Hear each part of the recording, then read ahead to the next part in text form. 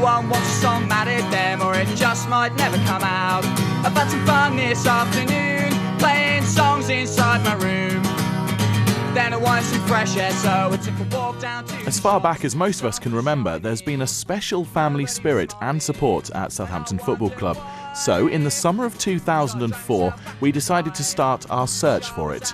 We looked far and near, and so followed our lads on their pre-season tour to Sweden. There we met up with Saints star David Prutton to find out his hopes and dreams for the new season at Southampton Football Club.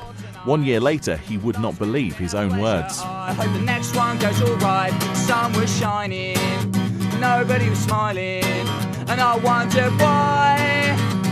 So I dragged myself back inside.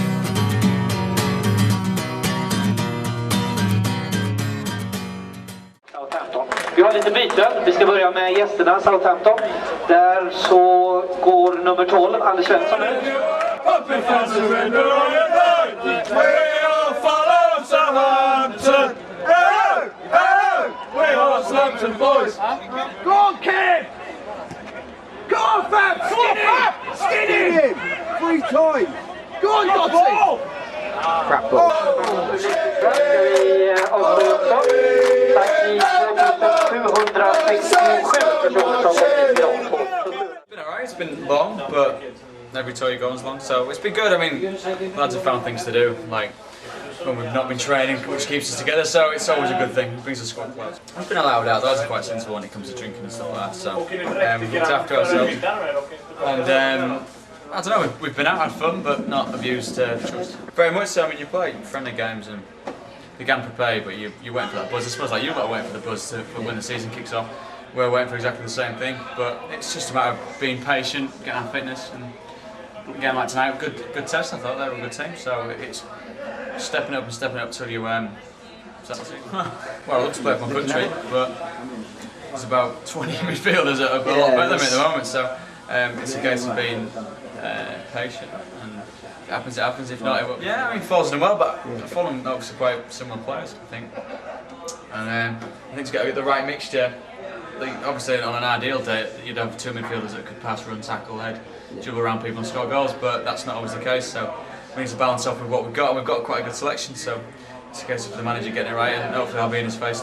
I do, yeah.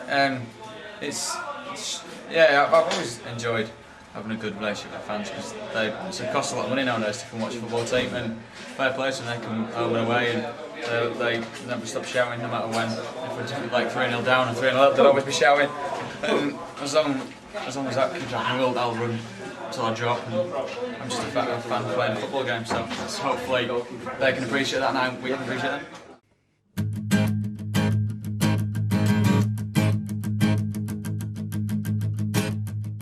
We also took the road to Staplewood near Marchwood, where Saints' impressive training facilities are located, to speak to Michael Svensson, who'd been sidelined for months with a serious knee injury. We wanted to know what Southampton Football Club meant to him, and especially during such a bitter spell in his professional career.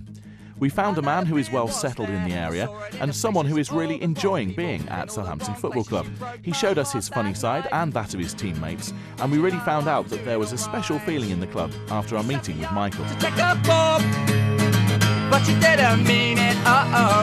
To take a form, but you didn't mean it.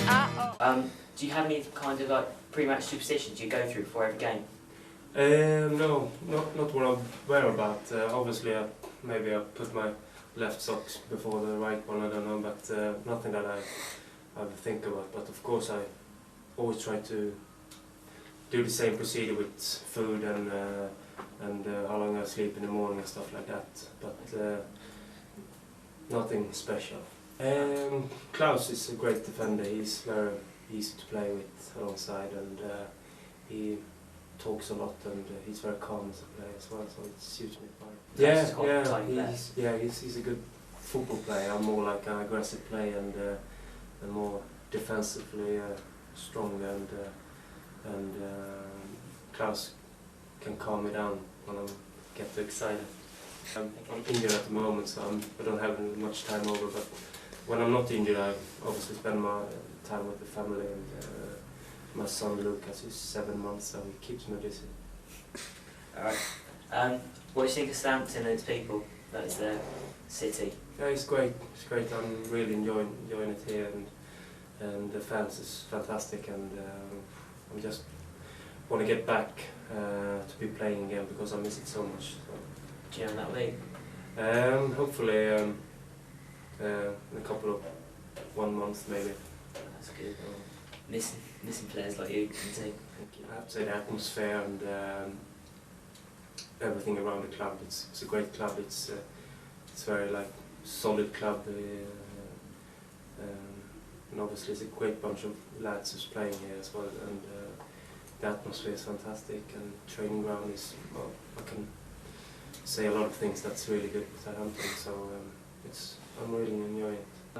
Is there anyone here in the current academy teams that you think will be a big name at Premiership level one day?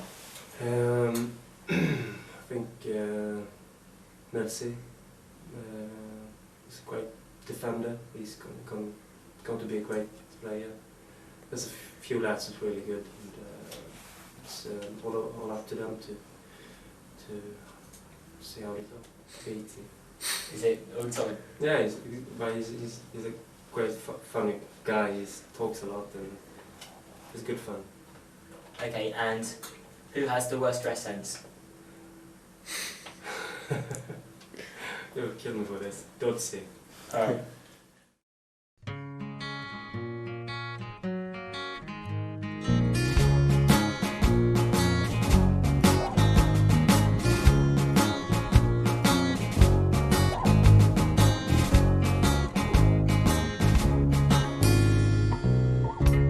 There's a man, he is a Londoner, a popular guy. He moved to Bournemouth when the pubs ran dry. Head of the Redknapp family. And there's his son. After our day at Staplewood, we were keen to meet with other Saints staff and players, so our next interviews included David Coles, Peter Crouch, Matthew Oakley and the then club skipper Jason Dodd, who immediately packed us off to see Francis Benali. In spite of recent poor results, the players were still very upbeat and gave us a great insight into the club spirit. Redknapp, H&M his cub, living out the family dream. Oh, they were a pair. Then little Charlie joined the Redknapp clan. Spots his mum while reading FHM. He's in the Redknapp family.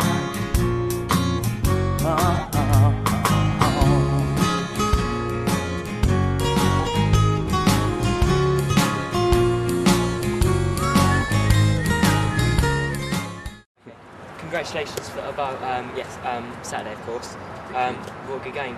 Did you enjoy the game whilst you're out pitch? Yeah, because this was my first derby match, and to score in a derby match was just unbelievable for me. It's a dream come true. Yeah, it was a nice strike. Yeah. I mean, I was up in the stands, and I'm getting into a little bit of habit at the moment, just celebrating before the ball leaves the player's foot when they're about to score. So it's getting excellent fun now. Yeah. It's just a good goal after being out for so long injured.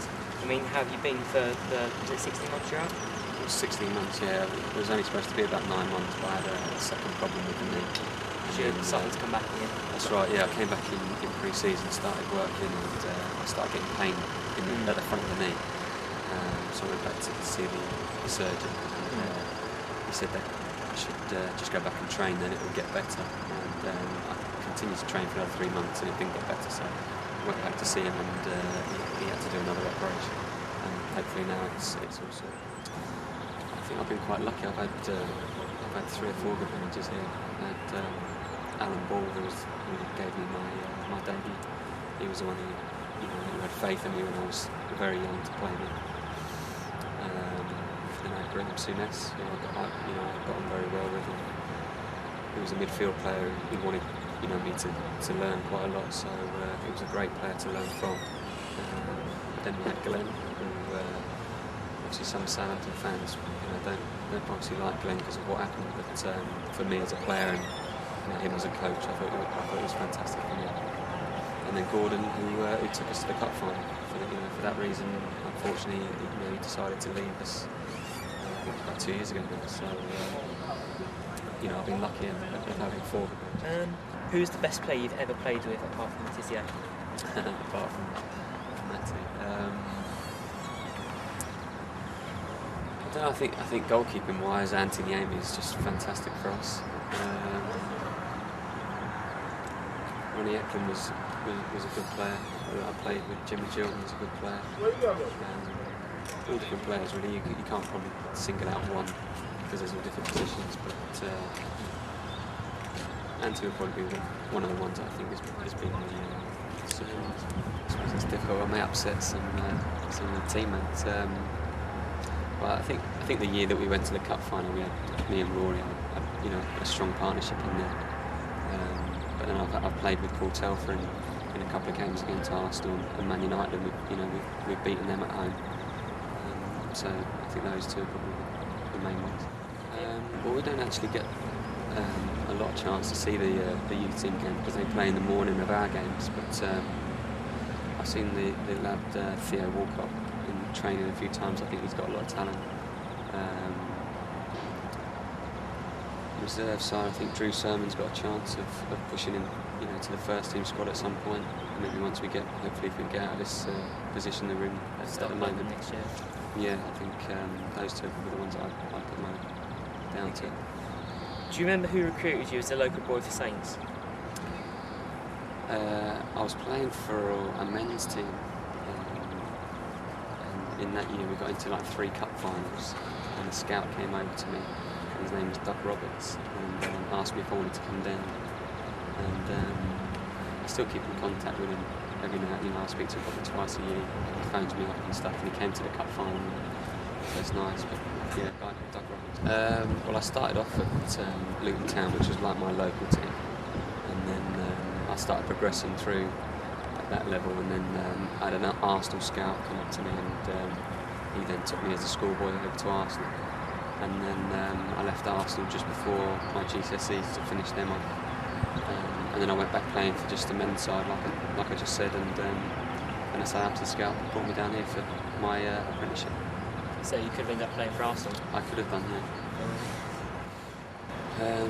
Biggest influence, probably my 2 youth team coaches, which were Ray Graydon and Dave Merrington. They were the ones who sort of instilled discipline and stability in my game. So I put it down to those 2. In Southampton, I've got a friend, Jimmy, who owns Oxford Street. We go down there quite a bit, and also Cooties if you're going to go out for an Indian that obviously Franny Benali was involved in. But they'll be the 2 restaurants that I'd go to in Southampton.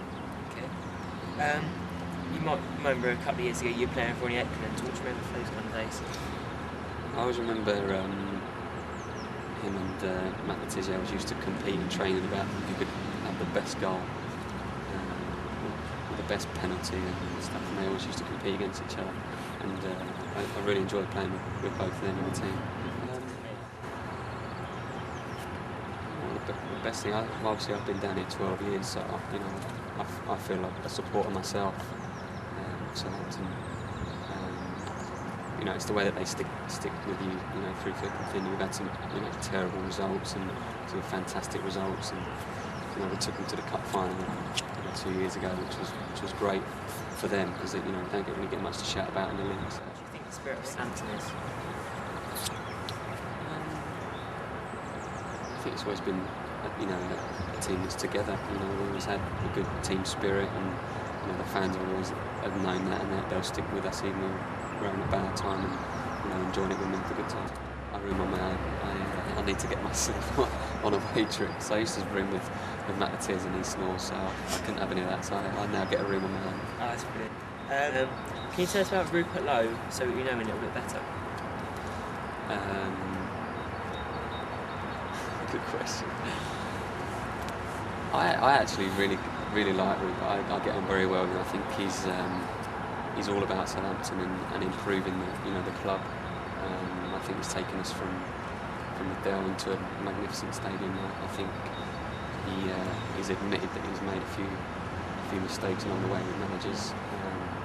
But he's man enough to stand up and say that he's made those mistakes. But hopefully he's made the right choice in bringing the manager in that we've got at the moment, and we can get out. Okay, what would you say is your most memorable match? Got to be the cup final, I think.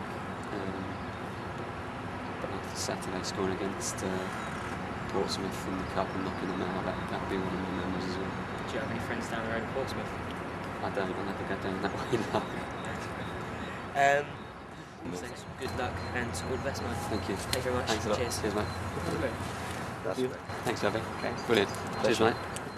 Because you're a goalkeeper yourself, who are your role models? Ooh, quite easy.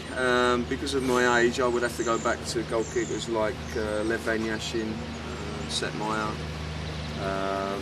Joel Batts. There's a lot of old goalkeepers. Obviously, when I got a little bit more mature and I was still playing, I would look at the likes of Peter Schmeichel. For me, was probably the best in the world at the time. Peter Shilton certainly had a big impression on me, but another favourite of mine was Pat Jennings. I like the foreign goalkeepers, but I like the English goalkeepers. I think the English ones are probably have, yeah. If I start with playing, it was probably playing in the European Cup for HJK, which is the same team, HJK Helsinki, the same team that Antti played at as well. So that was probably my biggest highlight. Also I played for Yeovil. We had a great cup run. We got in the third round of the FA Cup, and unfortunately we lost 3-1 to Arsenal. But the run was fantastic. So for me, that was a highlight. Coaching.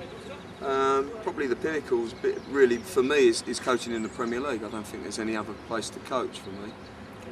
But a highlight would obviously be the FA Cup final. That special day is always stuck with me. But running out in front of all those fans, I mean, myself, Jonah, and Antti were the first on the pitch, and seeing that yellow and blue was fantastic. Stayed with me for a long time. Yeah, I work 7 days a week, believe it or not. I work with the academy kids as well, so I'm out quite a bit looking at younger kids right the way through. So I start at 9s right the way through to obviously the likes of Antti and Paul. So how many goalkeepers does that make you responsible for?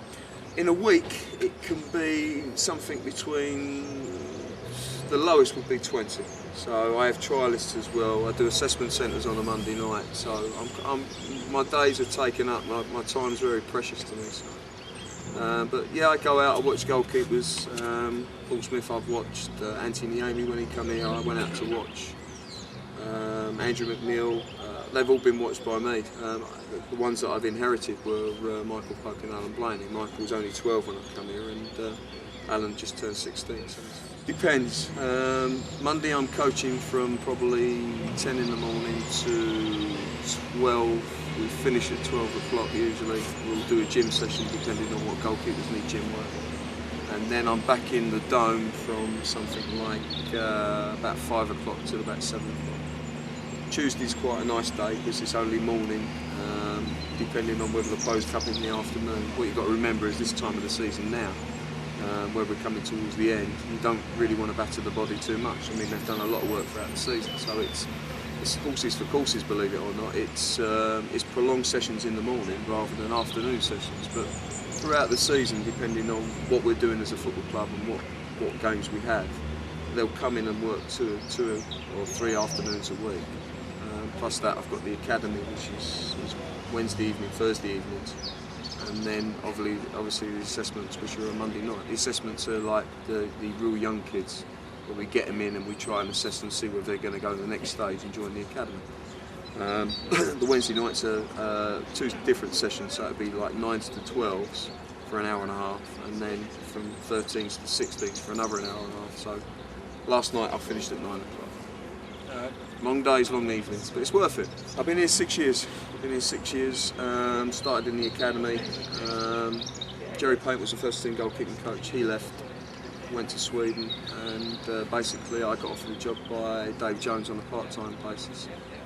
When Glenn Hoddle came in, basically said to me, either you take the job or you don't full-time. He said, I like what you do and you're good at it, so here's the offer, take it or leave it. And obviously I'm still here. So. To you, what is the spirit of Southampton? The spirit, I think, as a football club, we're a very friendly club. We're quite united in and off the field. I think the fans are very good. I think they have to have their say because they pay their money, so they're entitled to their say. I've always understood that. But I think the spirit of Southampton is an overall an overall town is a little town, but a big town in terms of a football. For me, well, I mean, short space with the gaffer now, but Gordon was fantastic.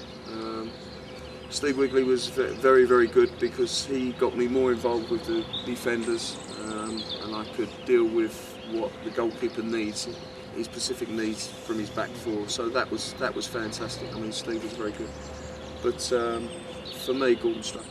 Best thing about working for the club? Well, I've got probably the most fantastic job in the world. I played for 18 years at pro level for 11, and then the rest was non-league. I would say that my job suits me. It's very, very difficult when you come out of the game. I have worked outside the game. I worked at a special school for kids with behavioural disorders, and that was long hours and very hard work, but it was very rewarding. I think the rewards that I get here from the goalkeepers that I work with is very special, and you know, for someone that's played in goal and then come out and goes back as a goalkeeping coach, for me it's a tremendous job. I love every day. Andrew, as you know, has done very well this year. I mean, the 18s have won their league, their respective league. He's been fantastic in the Youth Cup. He's had performance after performance.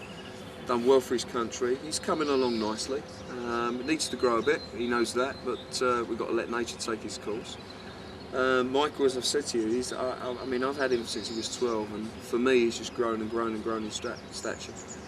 I can't really see for the life of me how he's not got an England call. I really can't, because I've watched most of the goalkeepers that play at his level, and I would say he's definitely on a par with him, without a doubt. But it's just, you know, it's what the England people want. It's who they see and who they think that's going to come through. But Michael, for me, has been exceptional this year. I mean, he signed pro with us. He's on a 3-year deal, and I can only see him getting better and better. Okay, and finally, is there any advice to young fans who want to become goalkeepers one day? Work hard, believe in yourself. I think for a goalkeeper to sort of flourish and become a top-class goalkeeper, you've got to have a personality that fits the bill. And the biggest thing is be a student of the game, because no matter what age you are, you need to learn, you need to listen. So be a student of the game and keep working hard. Okay, Dan, thank you very much. Brilliant. No problem. Thank you very much. So, first of all, how are you settling down in Southampton? Yeah, really enjoying it. You know, lads have been good since I've been here. You know, welcoming me to the side, and you know, I'm playing a lot more now, so I'm really enjoying it. Was it a difficult decision to move here, considering your past? Yeah, not really. You know, since I left Villa, it was a big club, Southampton, and you know, I didn't really have too much. You know, although being from the other side, playing there as well, it was never a tough decision. You know, I always felt that it was a big club and something, you know, a place I wanted to play. So you weren't worried that, like, when you played for Portsmouth, it wouldn't hinder your chance? You weren't worried about that? No, I mean, obviously it's something to take into consideration, but I always felt that you know, I'd be you know, welcomed here, and you know, it's proved to be the case. Were you nervous, perhaps, when you signed and you thought, oh, how are the fans react? You know. Yeah, I think you sign for any club, you know, you always think how is the fans going to react, and you know, it's been positive, and you know, it's more than positive at the moment. You know, everyone, you know, who's come to me and has welcomed me, and you know, thank me for being okay at the moment. One of the best parts of your game that I've noticed is your touch. And does it hurt you that, you know, that people accuse you of a lack of touch, even though, you know, it's totally untrue? Yeah, yeah, at times.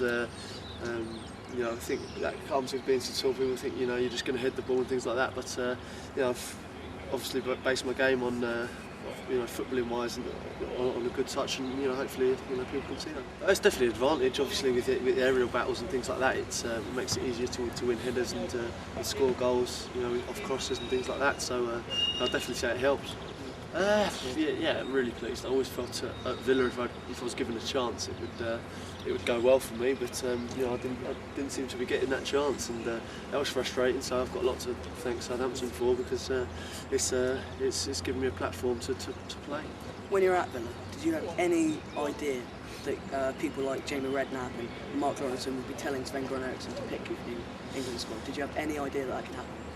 No, of course, no. It's always nice to hear from you know, respected people in the game that you know, things like that. But you know, there's a long way to go. Obviously, we need to stay up, you know, Southampton-wise, and you know, anything beyond that is, you know, it's just a dream at the moment. What's it like playing in a relegation battle? Is it as nervous as it is for us fans, do you think?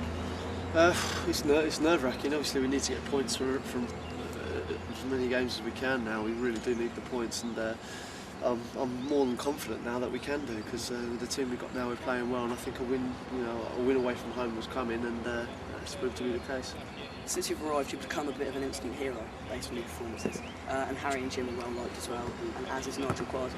Do you think, based on that the Portsmouth rivalry should be put to rest, or is it a good thing to the game? No, you can never make it rest, obviously, because it's an intense rivalry. Obviously, being so close and being the only sort of two teams within the area, you can have rivalry, and that's, I think it's healthy. I think it makes the games extra special, obviously, and you know, really enjoyable to play in. And you know, playing in games like that with atmospheres like that, it's great. What was it like the last minute of the derby? You picked up the ball going in to take the penalty. Were you nervous at the tour? I could see as soon as you got the ball, you were quite confident. Yeah, I was confident. Yeah, at the time it was great. You know, as soon as I saw it was a penalty, you know, I had the ball early, and you know, I was really looking forward to taking the penalty. It was only till afterwards, you know, when I saw my family and friends and that, they were all telling me they couldn't watch, that I realised, you know, how much the penalty meant to everyone.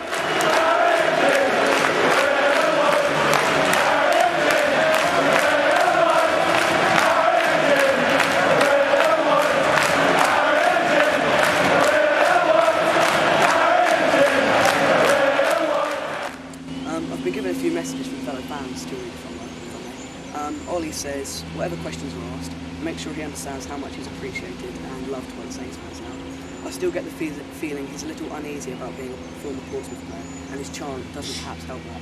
But as long as he knows he's 100% positive, it's fine. Crouch, you mentioned.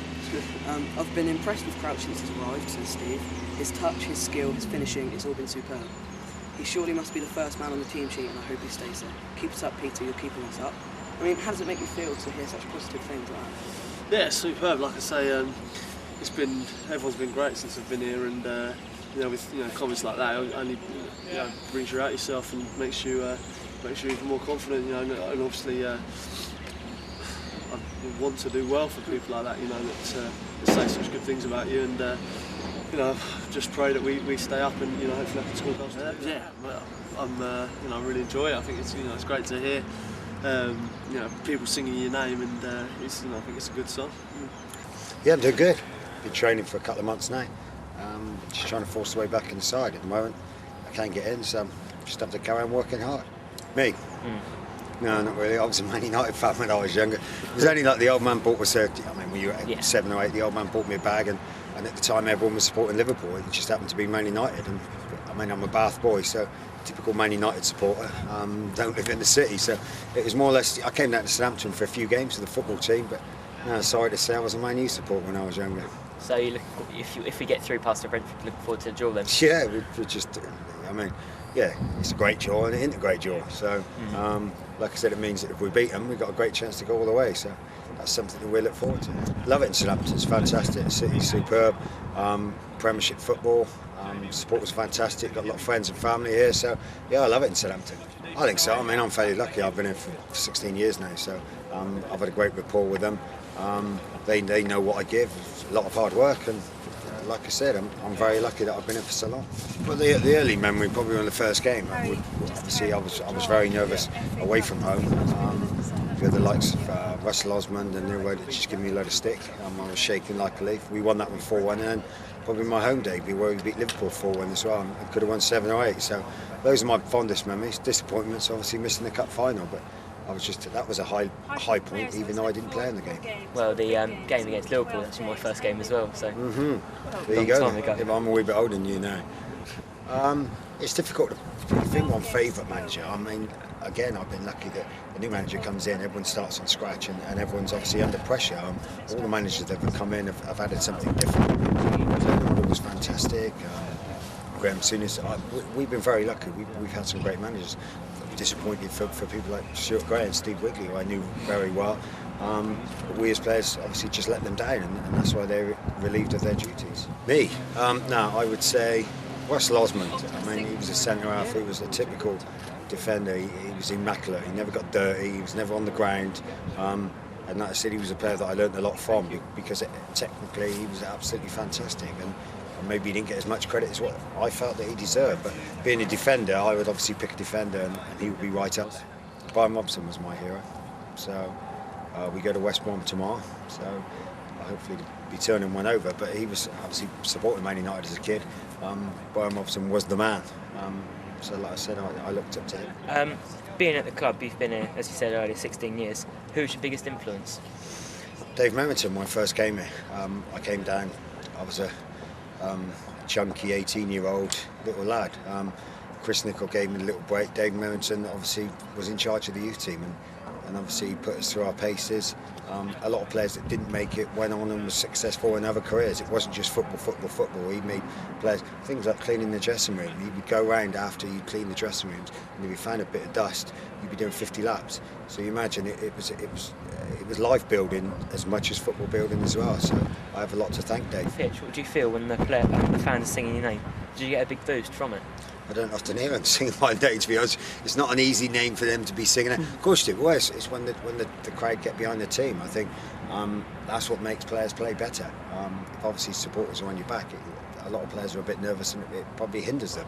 I know why supporters are doing it, because they're frustrated that the players aren't doing well, but obviously a lot of the times it doesn't help. And you notice when the crowd are flying, the team seems to be flying as well. So I know from their point of view, you can hardly cheer when the lads ain't doing well. But like I said, it definitely helps. Who's Laurie McMenemy for you? He was England under-21 manager when I played a couple of times for them.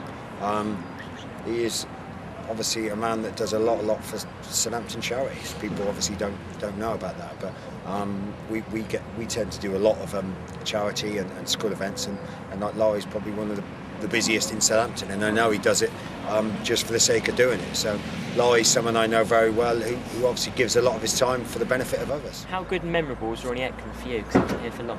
No, Ronnie wasn't here that long. I mean, it was nice to see him when he came back. I don't know, was it a testimonial, one of the testimonial games? But yeah, Ronnie did fantastic. I mean, we met him when we were away in a training camp, and obviously Barcelona were there, and I think it was Alan Ball knew obviously Johan Cruyff and got talking, and Ronnie came from nowhere, and like I said, he had was it just a season he was at our place? He had a fantastic season, and to be fair, he was very well liked in the dressing room. So it was sad to see him go, but that happens in football. Why did Franny Benali cut his moustache off, and was it for a bet? I don't know. I think he was getting old and he wanted to look a bit younger and all that sort of thing. But I don't know. I mean, it was strange. I mean, when like I said, I've been used to Franny's mushti for years and years. So yeah, you can imagine he got plenty of stick off the boys and the girls. Good question. There's lots in the Premiership at the moment. There's some fantastic players. One, I think we'd struggle to get the very top players anyway. You're looking at 15-20 million quid. Yeah, maybe David Beckham come back here, boost the merchandising at the football club and all that sort of thing. I'm sure that would keep the chairman very happy, knowing that the sales of shirts and replica stuff would go up. Yeah, of course I get. I mean, the chairman comes in the change room before the games and wishes us well. He's given me a few contracts over the years, so I think he's fantastic. But no, like I said, he's brought the club forward. I mean, you're never going to get. It's like a supporter. One supporter's going to say you're good, one supporter's going to say you're okay, and one's going to say you're at the best. So same with the chairman. A lot of people like him. A lot of people are not sure. Me personally, I mean, the last 3, 4, 5 years, the club have come forward so much. It's untrue. And yeah, you could say, oh, somebody else might have done it. Well, why didn't anybody? Rupert took the chance. He obviously came along and has put us where we are at the moment. So I think he's done a fantastic job. The spirit of Southampton to me is obviously a togetherness. When we have been in trouble before, obviously that togetherness in the changing room has got us out there. You hear a lot of people talking about the spirit around and that. Obviously if you get too many different cliques and people aren't together as a unit, then when you come Saturday, the 11 players are not going to be together and you're going to get some people that do their things on their own. So you get 11 players that are in it for each other as well as themselves, and a togetherness that will hopefully pull us out of the trouble we're in. Okay. I don't know. I mean, I wish I could say that the youngster's going to stay for a long while. But like I said, Matthew's been here for a while. Matthew Oakley, Klaus has been here for a while now. You don't really know. I mean, people are saying, oh, there's no loyalty. I mean, loyalty comes the other way as well. If a football club don't think you're good enough, then they get rid of you. So you can't always blame players for not being loyal to football clubs, because football clubs are just as harsh to players. So, but like I said, I mean, why it's different here, I just do not know. I mean, people have said it's because there's lovely weather, which might have something to do with it, but I don't know. I mean, you're playing in the top flight of the division, so you've got to be enjoying yourself. Okay, what do you think of the kit man? Is he a good man? Woggy is the biggest ponce in the world, and he gets away with absolute murder. When you retire from football, will you go into coaching badges? I don't know. I honestly don't know. I mean, I've spoken to a few players that finished. I said, when did you know? And they said they didn't. He said it just happened. We've done the preliminary coaching badges and bits and pieces like that, but I don't know. I'm trying to concentrate on playing and trying to force your way back in the side, and then that decision's made at the end of the season, and so be it. Okay, Jason, thanks very much. All right. Cheers, thank you. Cheers. See you later. Take it easy. You said it's the red and white stripes that made you feel pretty. Well, I'm catching my breath. We said that you worked real hard, slide tackle at the ready, and that's the thing we just respect. You said all the banners to Finland drove you near crazy, being played so fair now. Yeah. We said you make the modern day player seem fickle and lazy, never playing unfair now. Yeah, right. You killed the Zenith Cup, your most favorite detail. But then we grew right up with a banale fairy tale.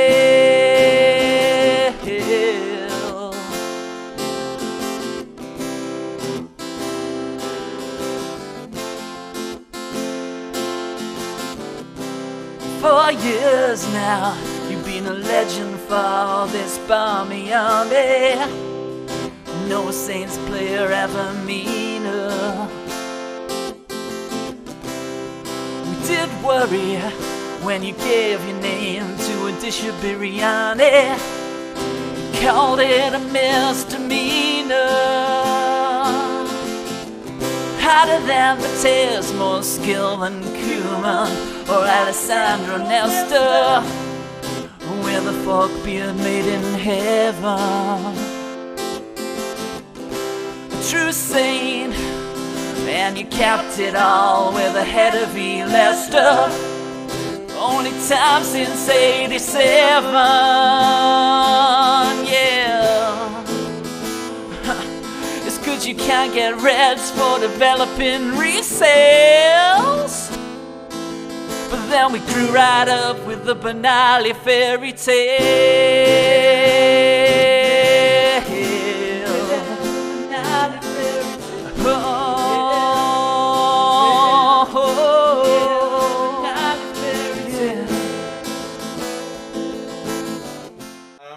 Francis, how was life growing up in Southampton? I know you went to Balmoor School and grew up in the city as a kid.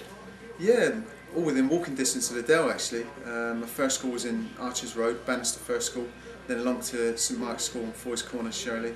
And as you say there, secondary school was Balmoor. So yeah, it was a dream, particularly as a young lad. I remember being about 8 years old when we won the cup final, and all the excitement and euphoria around an FA Cup win. So yeah, it was great to be a youngster growing up that time with the names that we had playing for the side. Keegan, Shannon, Ball, you know, some fantastic names. And like I say, literally trying to peer through the gates at the Archers Road end of the Dell, sort of trying to catch a glimpse of the pitch or any players on it. But yeah, it's fantastic. I mean, I'd have to, dare I say, admit to, you know, following a little bit of Liverpool because they were probably winning all things at the time. But no, Saints was my hometown club, and great team to follow. Yeah, football was obviously my big passion and love when I was a youngster, and the sort of playground or out in the street football or up the park celebrations were very, dare I say, Kenny Dalglish-like, or I tried to imitate him. Didn't have the Mick Shannon windmill off to a tee, but no, there's some fantastic names, like I say. And it was normally sort of Kenny Dalglish because he scored plenty of goals and being a top player he was at the time. Later in life, more things like boxing. I was a big fan of boxing. The likes of Marvin Hagler, Sugar Ray Leonard, Thomas Hearns. They were sort of heroes, if you like, from a different sport.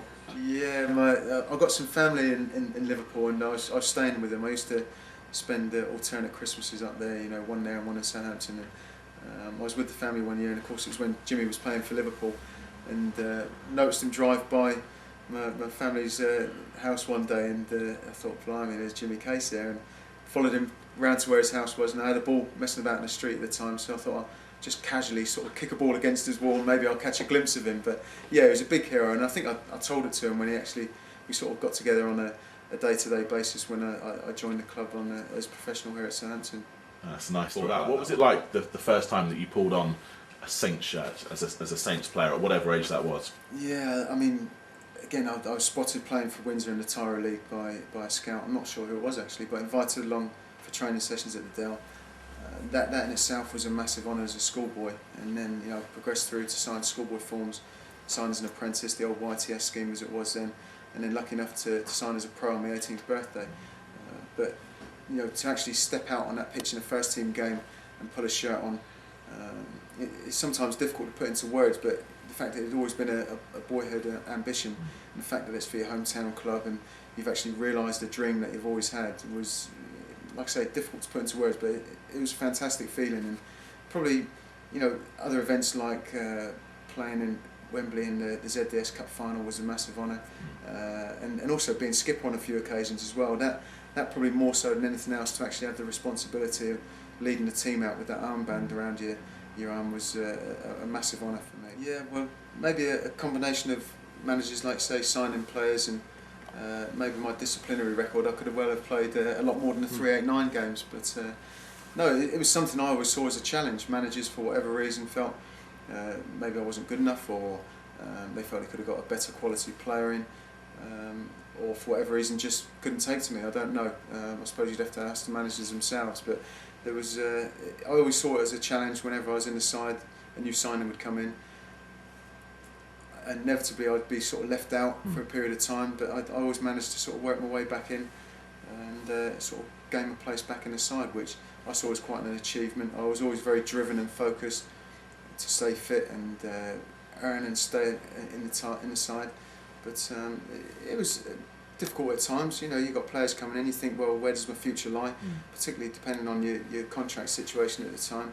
Never ever wanted to leave Southampton, and certainly when the family came along, I didn't want to be dragging them around other parts of the country. So sometimes that was almost like part of an incentive to stay in the side and do well and win the managers over again. No, not really. I mean, if anything, I'd agree with Gordon Strachan on that point. I mean, to be paid as well as what we are, to do something that you've loved is quite a dream, quite honestly. And football's not the real world. It's quite a sheltered life, and it's quite easy to sort of get wrapped up in it at times, not realising what else is going on. But I think Southampton Football Club and the people that have been involved in it over the years, keep a lot of people's feet on the ground. But no, it is like Christmas every day, really. And when you do have to come in and train on a Christmas morning, or spend New Year's Eve in a hotel overnight when everybody else is out celebrating, it's probably the one small downside to being a professional footballer. But as I say, you're well paid for doing it with professionals, and that's something that's just part and parcel of sport and football. Okay. Do you have any regrets apart from possibly one or two disciplinary things? Or do you regret those? I mean, how do you view that? I wouldn't change anything. The way my career went, quite honestly. Naturally, I would have liked to have maybe played more games with, as we spoke about tonight, players coming in and being left out for a period of time. Suspensions obviously have an impact on you, not just playing games, but also in your pocket. It's cost me a few quid over the years paying fines. But no, I mean, no regrets whatsoever. If there's one thing that I would have liked to have actually achieved, and I had a burning ambition to actually win some silverware, and I thought it would have been a great way to have maybe signed off my career had I been part of the squad at Cardiff at the Millennium Stadium a couple of years ago. There's a story to tell there, isn't there? Danny Higginbottom? Yeah, there is actually. I mean, I don't know if I've actually. I know I spoke to probably one or two myself. I'd be happy to tell it, but just to sum up the sort of character that Danny Higginbottom is. The final against Arsenal, obviously we've come off the pitch. I was part of the squad, albeit not the first 16, which again was initially a disappointment, but we had a fantastic player in Wayne Bridge in my position at the time, and you know, it was nice to effectively hand the left back reins over to someone like that. But not to be part of the 16 was a, you know, I was tinged with a bit of disappointment and sadness when I stood on the touchline looking at around the stadium and the roof enclosed and the atmosphere. But at the end of the game, the guys went up, they got their medals, we all came back into the change room, and I was sat next to Danny Higginbottom, and he turned around to me and he said, "Franny," he said, I think you should have that." And he put his medal out, offering it to me, and you know, I got quite choked up at the time, and he said, "You've been here for donkey's years, since a schoolboy."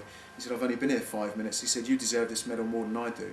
And like I say, it quite touched me at the time, and you know, just goes a long way to the sort of character that someone like Danny Higginbottom is. But as it turned out, I think there was a few extra medals that were awarded to the squad, and the following day when we got back to Southampton on the bus, manager Gordon Strachan said, you know, a few guys, myself, Kevin Davis, had played a part in the FA Cup run that year, and we were all handed a medal. So yeah, there's a little memento from my career, but it would have been nice to actually won something. Indeed. Now you still live here. You've spoken about, you know, the fact that you're a Southampton boy through and through. What kind of rapport do you have with the fans now, since your playing days came to an end? Fantastic. I mean, it's been up and down a little bit over the years. I've had my knockers in the past. Again, along with players coming to the club, I used to see that as a challenge. I suppose, hopefully, lucky enough, I was of a character that I was able to sort of stand up to that and overcome that. But you know, you try and win people over, give it your best shot, which is something that I always did. I admit I didn't have the silky skills of a Matt Letizia, but then again, not many did. But hopefully, I added whatever it was I was good to the team and the club. But my rapport with the fans over the years has generally been fantastic. You know, hopefully they've seen someone out on the pitch that's effectively representing them, a local lad. And you know, there's lots of guys that I played with, you know, in the teams coming up as a schoolboy, that sort of on the terraces watching, and I always felt it was a responsibility of mine to actually represent that, you know, people like that and the family and Southampton people. So, but now that it's over, it's great still. It's nice that people still come up and have a chat about football and ask for an autograph. The fact that I'm no longer involved with the club on a daily basis. Right. What are your hopes for your children? I mean, if Luke, your little boy, wanted to be a footballer like his dad, I know he plays at the moment. What advice would you give him? Would you want that for him? He's a good little player. He's a great little striker. He's scored a lot of goals this year. I suppose it's only natural that he had a passion for football. You know, being so closely associated with the club and the South, always coming to the game since a baby. And again, my daughter, you know, she's just as big a fan and loves going to soccer courses and trying to put one over on the boys. So the pair of them, they're massively into football, and in particular Southampton Football Club. If my son Luke showed a talent, I'd naturally support him, back him all I could. I'd give him every bit of help I could to achieve a dream. But in some ways, I suppose the game's changed in a massive way since I first come into it. I think it's probably harder for particularly sort of local lads now to break into a Premiership football side. They've not just got the best guys in the country to sort of compete against. They're often up against you know, players from around the world. So. And football's changed in a lot of ways. There's a lot of things that I don't particularly like about the game nowadays. So if my son did want to pursue that, by all means I would naturally support him and encourage him. But in some ways, if he doesn't wish to pursue that, I'd be just as happy. I think he's very clever academically, certainly more than what his dad was, and a better right foot as well. Okay. Sounds a bit cheesy, but every day, literally every day, and that's honest. I mean, I was, like I said to you earlier, doing something that I was well paid to do. I was doing something that I loved in my hometown club, and you know, the years, it's such a shame that they go by in such a flash, because you know, the only thing that I was pleased I did do was actually make the most of it at the time, and realise what a fortunate position I was in, and how good, you know, like I said, the position I was actually in, playing football, running about out in the fresh air, and being in and amongst that sort of company, the Matt Letiziers, and you know, some massive characters like Neil Ruddock's, Ian Dowies. I mean, the list is endless, all the guys we've had here at the club. So to play with guys like that was a real honour for me. Play under the managers I have done was a real experience as well. And to play against the likes of Beckham, Cantona, you know, Ian Wright, the names again, sort of for years. You did sometimes think, blimey, you know, the names you were looking at on a team sheet, you think, you know, this is little old Southampton pitting their wins against some of the best in the world, and that used to drive us on, and I know, again, me personally, I used to see that as a real challenge to try and overcome and come out on top against whoever it was you're playing against. The goal. My testimonial goal, you mean? No, the goal. The goal. Matt Le Tissier quoted as saying, "I just looked up and saw Franny jumping up and down, waving his arms in the air. I just thought, oh well, there's no one else near him, so I might as well give it to him." The question goes, what were you thinking when you were jumping up and down before the free kick, when you saw your header looping into the goal, and when you finally realised that you'd scored? What was that like for you? Well, to score the goal after so many years not scoring was fantastic, but you know, actually I've no idea why I was actually in the opposition box. Normally I was back on the halfway line. It's a strange place to find myself, but no, I knew Matt was on the ball. It was a free kick, and like I say, I wasn't particularly well picked up, so found myself in the area. Matt delivered the usual fantastic delivery that he could produce, and shut my eyes and threw my head at it and hoped for the best, and you know, delighted to actually see it fly. It's quite a long way out, wasn't it? But it took what seemed quite like an age to actually hit the back of the net, but when it did, amazing feeling, and I was pleased, not just as much for myself, but the fans that had backed me over the years that might have, you know, taken a little bit of the shine off it had it been away from home, but the fact it was at the Dell, it made it that much more special. Question: do you want Pompey to go down, like a lot of Saints fans do, or are you one of these, both teams in the top flight, it's good for South Coast football and all that stuff? What do you actually feel about Portsmouth? Well, I mean, naturally, sort of being born and raised in the area, there's that sort of dislike sort of almost inbred into you when you're growing up. So yeah, I've got those feelings, you know, the natural rivalry between Saints and Pompey. Excuse me, but I feel, obviously on the professional front, I think it's good for the region that they're in the top flight. The games were far and few between whenever they were in the lower leagues, so I never actually experienced a first team competitive game against them, which was a shame.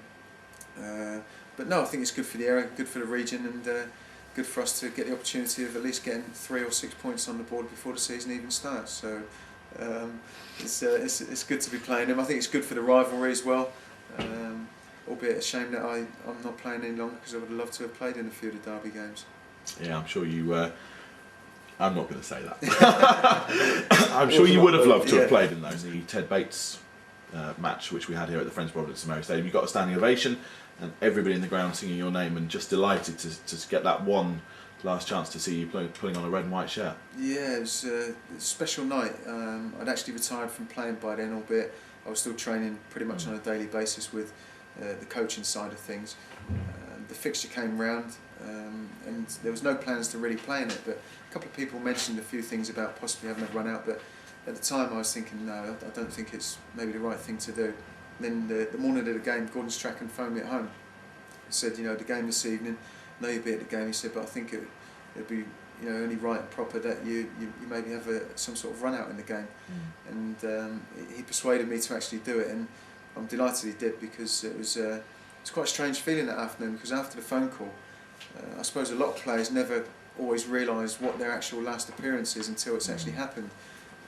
But you know, I actually had the afternoon to think that this was literally the last time I was going to be pulling on a Saints shirt. So it was quite a strange afternoon for me, knowing that I was going to the game for the final time, to pull my boots on, pull the Saints shirt on, and run about on the pitch, and to sort of get on and get the reception that I did was you know, fantastic for me, great for my family as well, because they were here to see me play, which meant a lot to me as well personally, and hopefully it was a chance for me just to give the crowd some thanks as well for the support over the years. You got sent off 11 times, 34 yellow cards, 25,457 fouls. Has someone made that up or what? Is that just completely made up? Sounds like it, doesn't it? Did you keep like a little thing, you know, when they're counting people in and out of stadium and stuff, like a little click meter, like someone's there counting every foul you did? Well, it's 24,500 fouls. How many would that be every match? That'd be quite a lot. Yeah, it's quite scary. Yeah, I suppose if you figure out the number of games that I'm not. There you go. Do the maths. Skills. Yeah, that's right. Yeah, the amount of games I've played. But no, it sounds rather a lot. That doesn't it? I think they made that up. Yeah, must have made it up. Okay, Lauren McMenemy. What are your memories of him? What were your associations with him? Was he here at the club when you first came? Yeah, he most definitely was. He was the manager at the time when he signed me as a schoolboy, and my first real memory of him was him turning up on the doorstep at home at my mum's house, and you know, coming in and having a cup of tea at my mum's and sitting down and persuading us to sign for Southampton Football Club, and I can say it didn't take an awful lot of persuading, but it was a lovely gesture for him to actually turn up at the house and have a chat with not just me but my mum as well, and maybe answer any questions and concerns she had. So yeah, he was effectively the first manager that signed me on as some sort of form at the club. So great character, great to have in and around the club.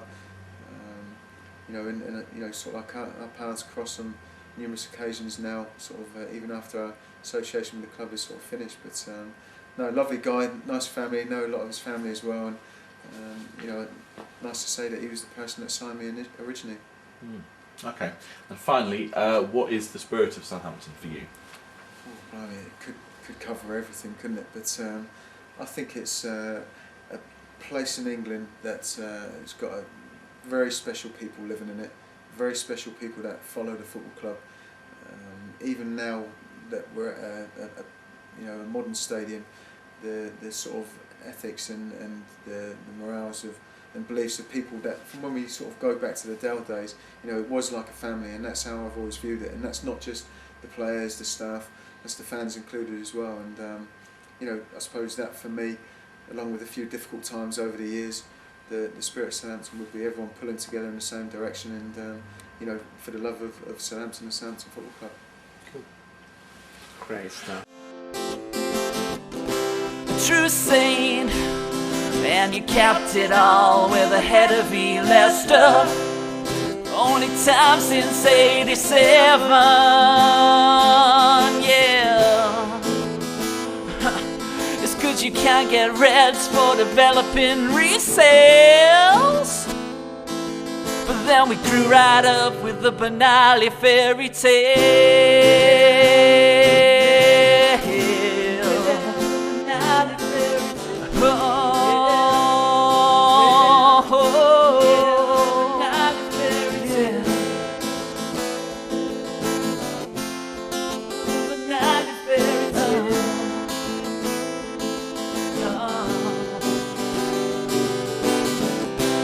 You said now, you said now, you said, you put it on, stack it on, gotta let it whack it on. Don't you try to skim me, cause I feel you won't be walking away. I said you put it on, stack it on, gotta let it whack it on. Don't you try to skim me, cause I feel you won't be walking away. Finale fairy tale.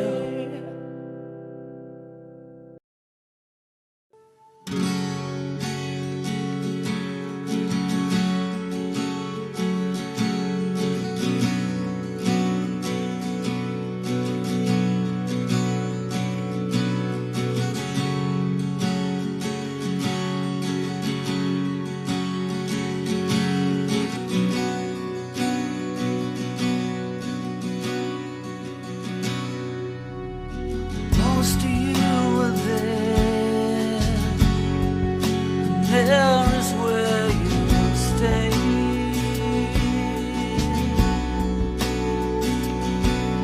So let us live the moments in memories once again. I'm in Europe, I'm in Asia, on an island far away, and in the memory of a place where the saints and sinners pray. I miss my home, I see it right before me every time I phone. No, I wasn't born there, it still feels like home. 'Cause it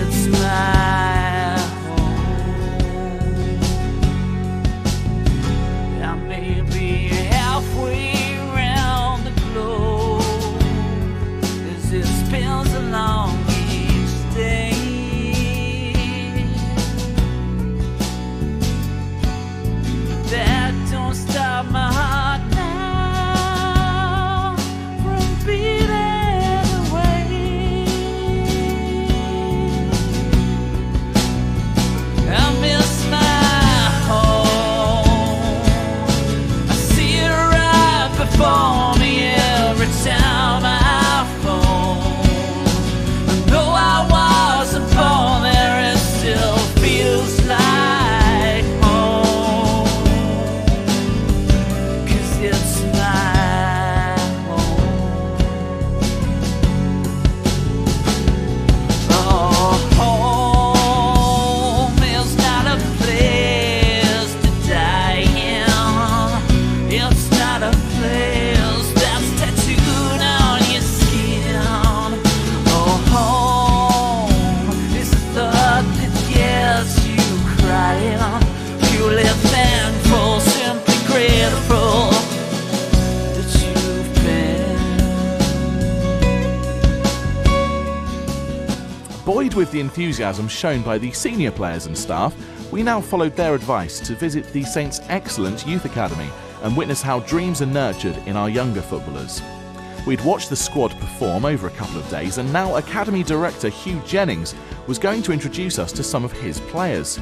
We spoke with under-19 Finnish captain Tim Sparv and Scotland's under-19 goalkeeper Andrew McNeil, but we wanted to see more of the results of the work at Saints Academy, so we spoke to ex-players and current professionals out on loan. This meant a journey to nearby Bournemouth and a chat with ex-Saint Danny Rodrigues and England under-19 international Saint Matthew Mills, who was then on loan at AFC Bournemouth. Lastly, we spoke with Aaron Davis, who had spent many seasons with Saints and had only recently left to further his own career at Yeovil Town.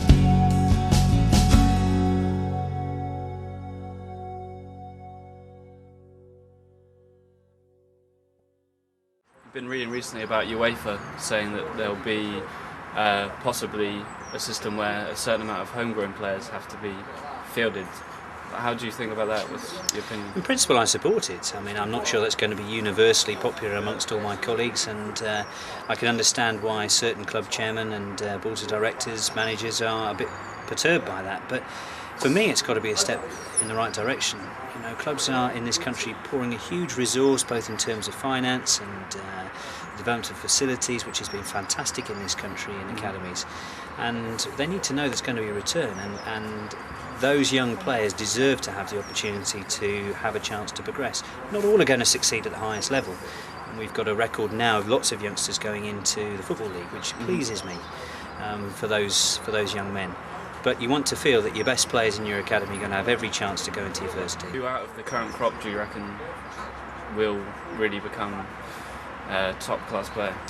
It's impossible to be certain about that. I mean, you look at Michael Svensson, for example. Michael Svensson didn't really play the game professionally until he was 25 years of age, and you're always going to have the prospect of late developers coming into the game. But clearly you've seen that there are a number of talented youngsters here. Those have been involved in the first team so far: Dexter Blackstock, Leon Best, Martin Craney. Those three players have shown that they can go in and at least handle that situation.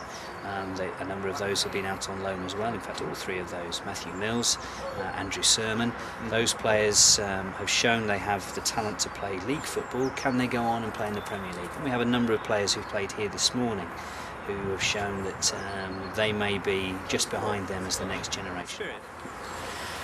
Well, if it's in reference to young players, I think there's a very positive attitude and a team ethos and spirit, but the spirit of the club itself has been epitomised to me on a number of occasions. When I joined in 98-99, we saw the spirit of the club when we really needed to pull together towards the end of that season, and I realised then that the spirit was something that is so transcends all aspects of the town, of the club, of the local region, that you have a massive passion for the club, and that, if you like, sums up the spirit for me. I think so. I think that this region is quite understated. I think that people are conservative with a small c, and what I think we have is people who are not brash in their views and the way in which they promote the club, but underneath that is a fervent desire and determination to see the club do well, and a belief that our club can succeed at the highest level, and rightly so. Yeah, as soon as possible. My long-term goal is, of course, to play in the Premier League with Southampton, and hopefully I will do that one day, but you never know. And Antti Niemi, is he like a friend of yours? Oh yeah, he's a very good friend of mine, and every time he's been to Finland, he gives me a few magazines or chocolate from Finland when he comes back, and that just makes me feel very welcome. So who's your hero in football? Yeah, I got a few heroes. I don't know, Gerard, Beckham. Is that the kind of player you want to be, centre midfielder? Yeah, I definitely want to be like Gerard. What's the school side of it like? Have you had lessons here? Part of the Oh academy? yeah, we got lessons. We got way too much lessons. Yeah. Yeah, we got a whole Thursday, and that's the worst part of being here. What kind of stuff do you study? Is it just sports stuff? Yeah, just science? sports. Yeah. And have you met Harry Redknapp yet? Yeah, I met him. I'm cleaning his boots, so. Oh right. A few times. I played for Hearts for a while, but due to sort of interest from other English clubs, I had to leave to go and trial with the teams down here. So I ended up just playing boys club for 2 years before I came here. And how have you found it, the club? It's excellent. Yeah, I mean, it's great. It's the best job in the world, I think. Professional football player. It's hard work. I mean, obviously it's really hard work, and you do a lot of fitness work and stuff, which is at times can be quite trying because you just want to go and just want to play football and stuff. But when you play on a Saturday and you play in like big games like for the reserves or in the FA Youth Cup, it really it makes my day. You know what I mean? Playing at the stadium. You played at St Mary's yet? Yeah, I've played a few times. Once with the reserves and once in the FA Youth Cup. What's that like? Completely different world. Well, it isn't because I mean we don't really get massive crowds. There's 30,000 people there, but I mean even a couple of hundred, it does make a difference because normally the grounds that we play is just like a little, 30, 40 people. We don't make much noise, but there's a couple of hundred there. And plus in the stadium itself, it's quite daunting the first time you go there. No, it's a good experience though. Obviously working with David Coles, his work, it's been praised a lot recently. How do you find working with him? Well, to be honest, he's probably the main reason why I came to the club because. You knew of him beforehand? No, I didn't meet him until I came down here. But when I came down here and I worked with him, I felt that out of all the places that I'd been to, this was the place, with his help, that I would develop the most and become the best goalkeeper that I could be. Do you work with the other keepers? You work with Niemi, Smith? Daily, yeah. We all work together. We all work together every day, and we all get on really well. It's a good laugh because we're separate from the players. Kind of get like a little family, I feel like. You know what I mean? We all get on really well and all support one another. And how have you found out with Niemi? His skills been rubbing off on you? Does he teach anything to anything? Well, he doesn't really teach me anything. I mean, that's Coles's. Yeah. That's Coles's thing. But Auntie's he's a good sort of. He's something to aim at. You know what I mean? Because if I'm doing it, if I can try and do as well as he is in training, and that will make me improve more. And plus, because he's been professional for so many years, if I've got any problems with that, he always gives me advice. You know what I mean? He's a top man. Is he the player you look up most to in the club, or? Yeah, probably. Yeah. Because I mean, like he's like that's what I'm aiming for, is to be where he is. So I've got to try and learn what I can from him. And yeah, I do. I think he's a top goalkeeper as well. He's one of the best in the country, probably one of the best in the world, I think. So he has something to emulate to. Yeah, well, I mean, it's a big season this year. We've got top of the league.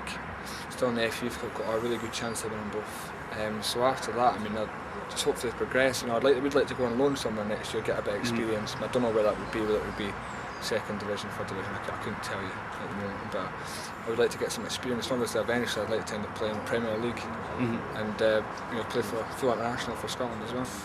Well, when I was younger, I was a big fan of Jim Leighton's. Yeah, I used to love him because my local team was Hibs in Birmingham, and he was a goalkeeper at the time, and he kind of like inspired me to become a goalkeeper. I mean, I really enjoyed it. I loved him when I was a little boy. Like, I mean, today, I really admire players like Iker Casillas at Real Madrid and Gianluigi Buffon at Juventus. I think they're quality goalkeepers, and if I could be half as good as them, I'd be delighted. Do you think it's different, the keepers abroad, like in Spain? Do you think they're different technically to the keepers over here, or is there anything you can take from their game? I think there is things that I can take from their game. I think, for example, Buffon is tremendous at coming for crosses. His distribution is very good as well. Iker Casillas is very agile and a great shot stopper. But I think the way Colesy teaches me conflicts to them because European goalkeepers are very kind of like to flap at the ball and try to be nasty, but like they don't really catch the ball, they parry it and they make things look better than what they are. Whereas in England, it's kind of like if you catch the ball, catch it. That's you it. know what I mean? So that's the way. If somebody can make something look easy, that's what you do. So I mean, I do love them both. I think they're excellent goalkeepers. You know, I've got to do things to get them top. A bit like the Portsmouth people last week. Yeah. With a bit of a flat. Difficult to say, but we are a very good team.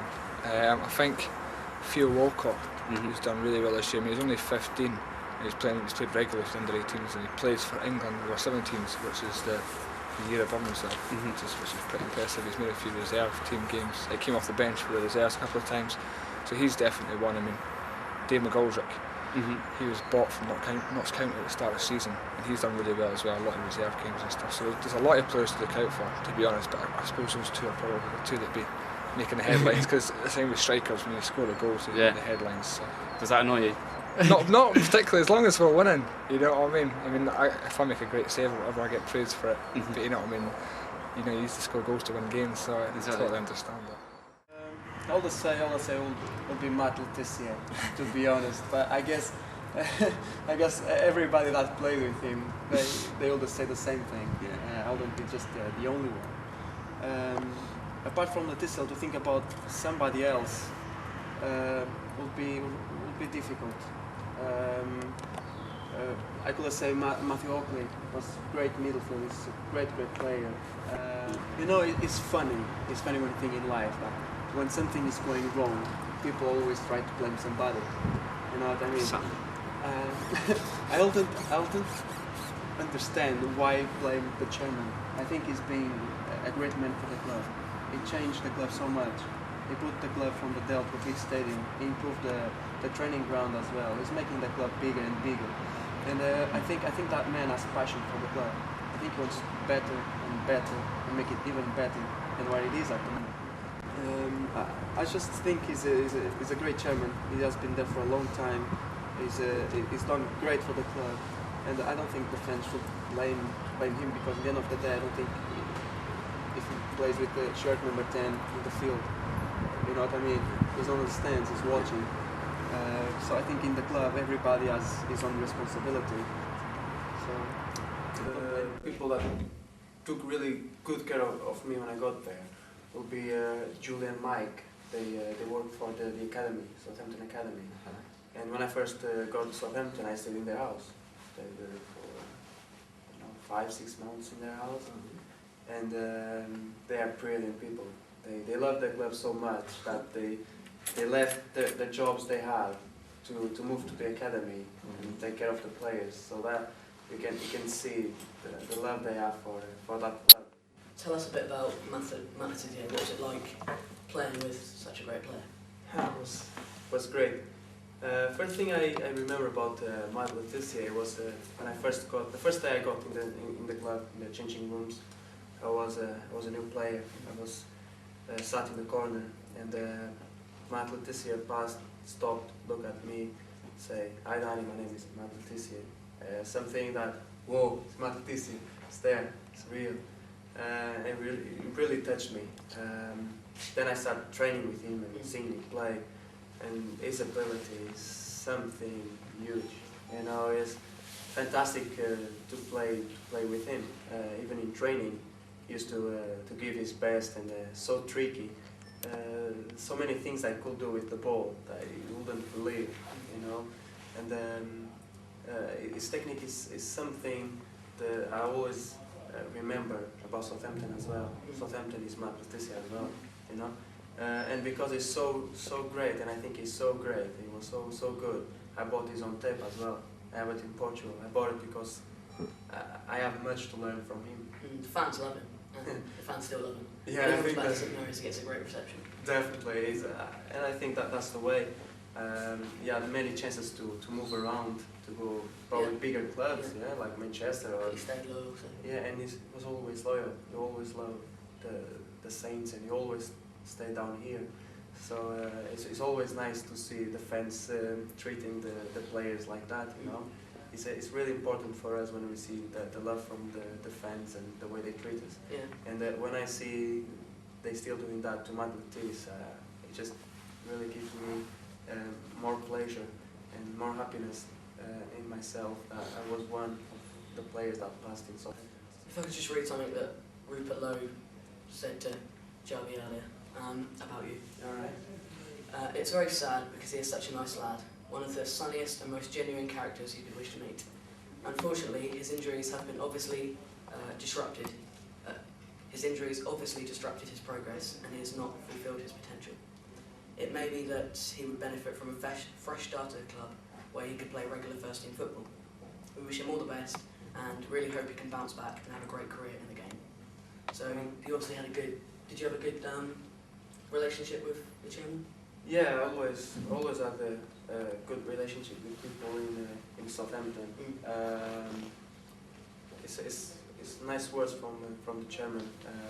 It's good to know he still remember me as well. You know, it's good to know that because there's so many players that pass through the club, and it's amazing. But it makes me feel happy. I would say I always liked one player there, apart from Madel this year. That would be Oakley.